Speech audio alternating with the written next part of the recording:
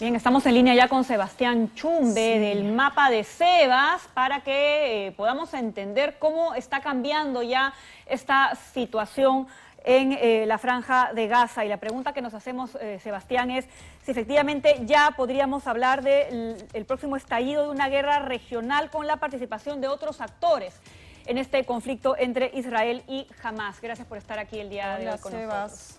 ¿Qué tal? Buenos días, Clau, Pame. Sí, encantado de estar aquí nuevamente. Y sí, como bien dices, esta guerra ya tiene ciertos tintes de una guerra regional, si es que tomamos en consideración de que Gaza no es el único frente. Si bien es el frente más activo de todo, ya estamos hablando de que se han abierto otros frentes que vamos a ver en la siguiente presentación. A ver si pasamos a la siguiente diapositiva para entrar un poquito en contexto, ¿no? Sí, para entrar un poquito en contexto de cómo va la guerra, sí, o sea, como bien dice el título, es una guerra que no está dando tregua, porque no es posible que en solamente 3 semanas ya estamos hablando de casi 10.000 vidas humanas que se han perdido, ¿no?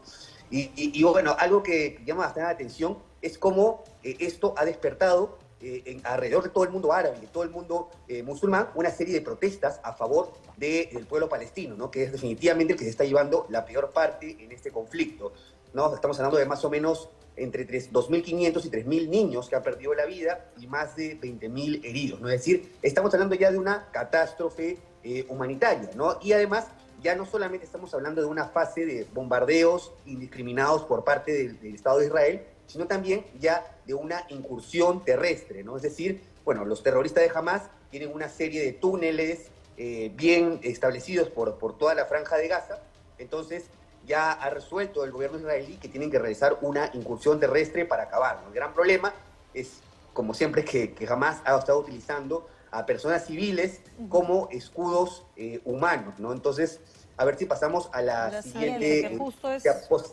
¿en qué Sí, frentes? ya para hablar de los otros frentes que les comentaba hace un rato, para comenzar en el sur del Líbano, ¿no? El Líbano es el país que está exactamente en la frontera norte de Israel y donde existe una organización que también es considerada como terrorista por varios países, que es Hezbollah, ¿no? Ahora, la gran diferencia entre Hezbollah y Hamás es que Hezbollah no solamente es una organización paramilitar, sino que también es un partido político con bastante aprobación en el Líbano mismo, es decir, varios libaneses de a pie se han manifestado que quieren ir a la guerra en contra de Israel y los que no, o sea, justo lo que he visto en un reportaje, es que no lo dicen por un tema económico, pero no por un tema de no vamos a traer conflicto. O sea, es decir, el sentir de los libaneses es que sí quieren entrar a la guerra en favor de los palestinos, ¿no? Y bueno, este grupo Hamás es definitivamente, este grupo Hezbollah es definitivamente mucho más poderoso que Hamás. Es decir, Israel la tendría un poco complicada por ahí, por el frente norte, ¿no? Y otro frente que podría abrirse es desde Siria, ¿no? Porque algo importante que tenemos que tomar en consideración es que tanto el gobierno sirio como Hezbollah son importantes aliados de Irán, que es el mayor enemigo, el enemigo más acérrimo de Israel, tal y como lo ha declarado el mismo Ayatollah, que es el jefe de Estado de Irán. Y la cosa es que con Siria también hay un conflicto territorial vigente, que es por los altos del Golán, que es esta franja de territorio que vemos ahí en el mapa, que ha sido ocupada por Israel desde la guerra de 1967, la guerra de los 6 días, ¿no? Entonces, acá podría haber como una motivación para que Siria también entre a la guerra en favor de, Palestina, o en favor de Hamás. Claro. Y a ver... Y justo de Siria estabas hablando y en la siguiente presentación está este eje de la resistencia, ¿verdad? A ver, avancemos, ahí está. Sí, exactamente, ¿no? Ya de lo que quería hablar ahorita es de este eje de la resistencia, que está conformado primordialmente por Irán, ahí está la bandera, ¿no? Irán, la bandera amarilla es de Hezbollah y la otra bandera es la de Siria. Es decir, estos dos países y esta organización conforman un eje de resistencia anti-israelí que no solamente es por un tema antisionista, es decir, en contra de los judíos, sino también es un tema de que todos sabemos que Estados Unidos, su principal aliado es Estados Unidos, de Israel, su principal aliado es Estados Unidos. Entonces, ya es bien sabida la rivalidad entre Irán y Estados Unidos, por lo cual este sentimiento anti-israelí crece en estos países. Y no solamente estos tres, sino que hay varios grupos paramilitares de diferentes países que están asociados al eje de la resistencia, ¿no? Como por ejemplo, ahí tenemos abajo los hutíes de Yemen, tenemos el grupo Fatani de la bandera amarilla, que es de Pakistán, y arriba, bueno, los dos grupos principales de Palestina, ¿no? Que son Hamas y la Yihad Islámica Palestina.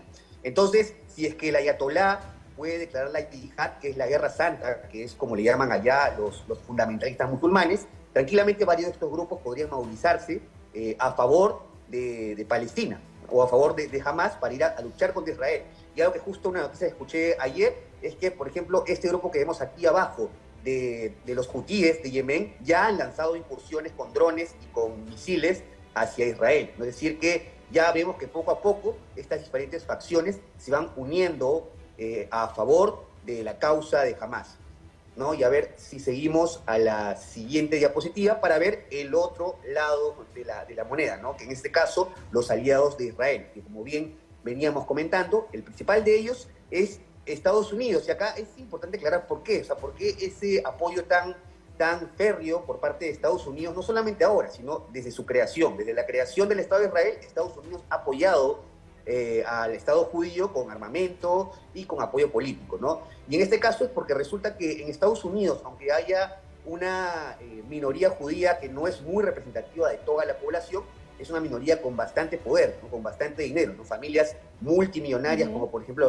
los Rockefeller, son de origen judío, ¿no? Entonces, y tienen bastante representación en la vida política del país, ¿no? Entonces, otros países que apoyan a Israel son justamente a los aliados de Estados Unidos, como por ejemplo Alemania, y también, bueno, en parte por una especie de reivindicación histórica, porque todos sabemos que Alemania durante la Segunda Guerra Mundial fue el estado artífice del holocausto de la Segunda Guerra Mundial, ¿no? Donde murieron 6 millones de judíos. Y entre otros aliados, bueno, la Unión Europea, que ya ha declarado abiertamente que Israel está ejerciendo su derecho de defensa y que ha catalogado a Hamas como un grupo terrorista, el Reino Unido, que también siempre están aliados con Occidente.